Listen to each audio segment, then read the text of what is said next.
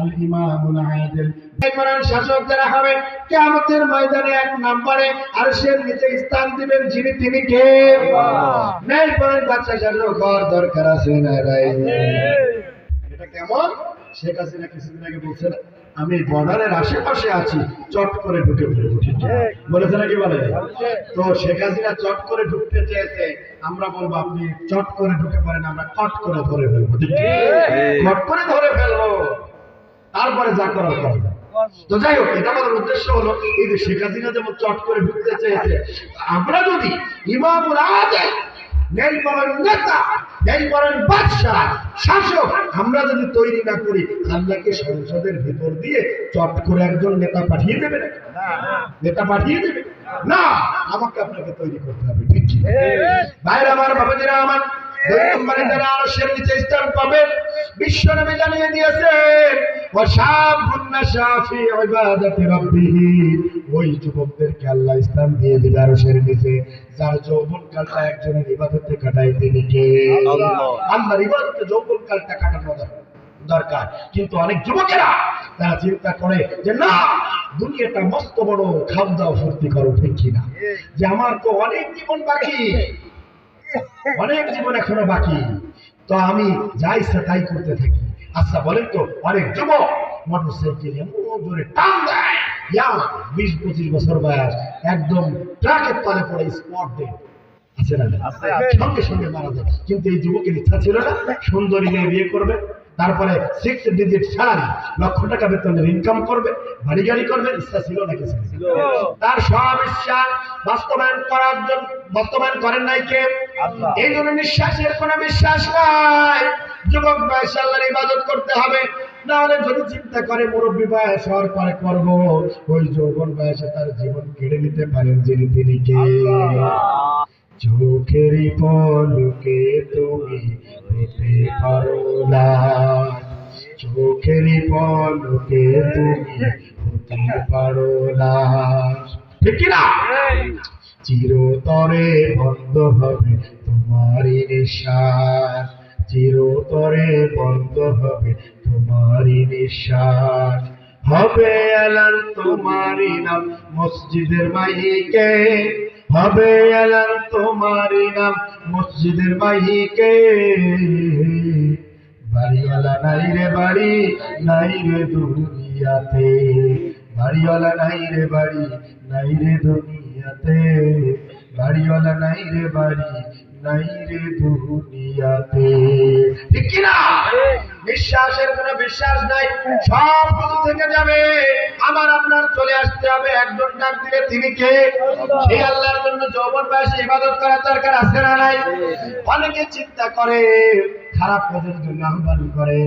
আমার যুবক ভাইরা, আপনার যৌবন বয়সটা, এই মোবাইলটা আপনার পরিষ্কার রাখার দরকার আছে না নাই? সেদিন দেখি একটা ফেসবুকে একটা নিউজ আসছে যে গার্লফ্রেন্ডের সঙ্গে কথা বলতেছে মোবাইলের ভিতরে, আর মোবাইলের ভিতরে বয়ফ্রেন্ড আর সে গার্লফ্রেন্ড কথা বলতেছে। তো মোবাইলের এই দেখেন আমার কোনাটা ফেটে গিয়েছে, একটু পড়ে গিয়ে আছে না? মোবাইলের কোনা অনেক সময় মাঝখানে ফেটে যায় না, পড়ে গিয়ে, তো এই কাজটা ফেটে গিয়েছে।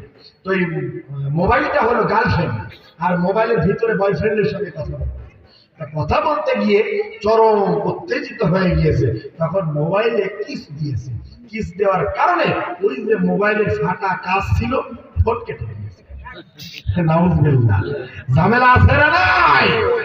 আবার এমন অনেক যুবক আছে, বান্ধবীকে বলে বান্ধবী অনেকদিন তো দেখা হয় না, লুটিয়া বাজার ত্রিপল্লী যাবে মসজিদের উদ্যোগে 1 জানুয়ারি 25 সালের প্রথম দিন একটা মাহফিল আছে, ওই দিন এসে বন্ধু 20 টাকার বাদাম কিনা বাঁশ বাগান নিয়ে গল্প করবো আমি, আছে না?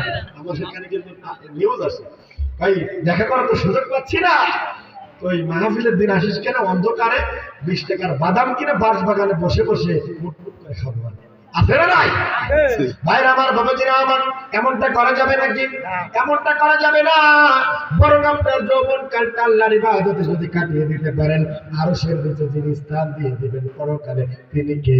আল্লাহ। ভাইরা আমার, বাবাজিরা আমার, 3 নম্বর বিশ্বনবী বলেছেন তিন নম্বরে আরশের নিচে যারা স্থান পাবে ওয়ারাজুলুন কালবুহু মুআল্লাকুন ফিল মাসাজিদ, ওই যুবক, ওই মানুষ, ওই ব্যক্তি যার অন্তরটা সব সময় মসজিদের দিকে ধাবিত থাকে।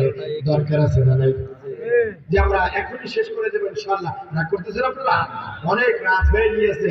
কুরআন হাদিসের কথা, এত মজা লাগে, সারা রাত বললে শেষ হবে না। আমরা এই যে আলোচনাগুলো করলাম, উপকারী না অপকারী বলেন তো? উপকারী আলোচনাগুলো করেছি। আল্লাহ আমাদের এগুলো মেনে চলার তৌফিক দান করেন, সকলে বলে আমিন। এবার সংক্ষেপে আমি পয়েন্টগুলো বলে শেষ করব। তাহলে 3 নাম্বার বিশ্বনবী বললেন যে ওই ব্যক্তি যার অন্তরটা মসজিদের দিকে ধাবিত থাকে, মুখস্থ করবেন। এবার 4 নাম্বার ওয়ারাজুলানে তাহাব্বা ফিল্লাহ ইজতামা আলাইহি ওয়া তাফাররাকা আলাইহি, যারা একে অপরকে আল্লাহর জন্য ভালোবাসে, ইসলামী আন্দোলন করে, ইসলামী দল করে, ইসলামী রাজনীতি করে, দেখা সাক্ষাৎ করে একজনের জন্য, তিনি কে? আবার পৃথক হয়ে যায় একজনের জন্য, তিনি কে? আল্লাহ।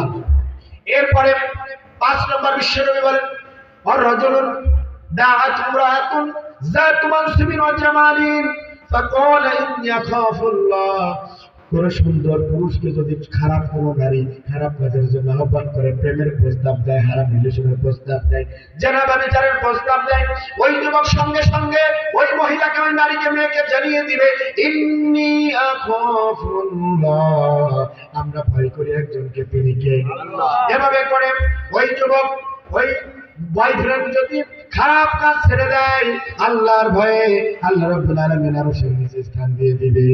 সুবহানাল্লাহ। 5 নম্বর গেল। 6 নম্বর ওয়ারাজুলুন তাসাদদাকা বিসাদাকাতিন ফাখফাহা হাত্তা লা তা'লামা শিমালুহু মা তুনফিকু ইয়ামিনুহু, ওই যুবক যে গোপনে দান করে, ডান হাত দিয়ে দান করে, বাঁ হাতটা পর্যন্ত জানতে পারে না। সুবহানাল্লাহ। এমন গোপনে দান করার দরকার আছে না? আল্লাহ কাসিরুন ইনদাল্লাহ বাইনাকা আনতা ওয়া বাইনাল্লাহ, আপনার কাছে এমন কি কোনো আমল আছে, নেক আমল, যেটা আপনি আর আপনার আল্লাহ ছাড়া আর কেউ জানে না? এমন গোপন ইবাদতের দরকার আছে না? ভাইরা আমার, ভগবানেরা আমার, তবে প্রকাশ্য দান করা জায়েজ, আল্লাহর সন্তুষ্টি নিয়ত থাকা লাগবে, ঠিক কি না? সর্বশেষ পয়েন্ট করে শেষ করছি। বিশ্ব নবী 7 নম্বরে যারা আরশের নিচে স্থান পাবে জানিয়ে দিয়েছেন ওয়ারাজুলুন যাকারাল্লাহ খালিয়ান ফাফাদাত আইনাহু, ওই যুবক যে রাতের আধারে তাহাজ্জুদের নামাজ পড়ে আর কান্না করতে করতে বলে, আল্লাহ পাক রব্বুল আলামিন জীবনে অনেক গুনাহ করেছি, আপনার গফুরুর রহিম নামের ওসিলায় জীবনের সব গুনাহগুলি আপনি মাফ করে দিন। সুবহানাল্লাহ। কোন ব্যক্তি যদি রাতের আধারে তাহাজ্জুদের নামাজ পড়ে, নফল নামাজ পড়ে, আল্লাহর কাছে দোয়া করে আর দুটো দিয়ে পানি ছেড়ে দেয়, আর বিশ্বনবী বলেছেন আরশের নিচে 7 শ্রেণীর ভিতর 7 নম্বর কাতারে তাদের ডাক দিয়ে আল্লাহ রাব্বুল আলামিন আরশের ছায়ায় স্থান দিয়ে দিবেন। সুবহানাল্লাহ।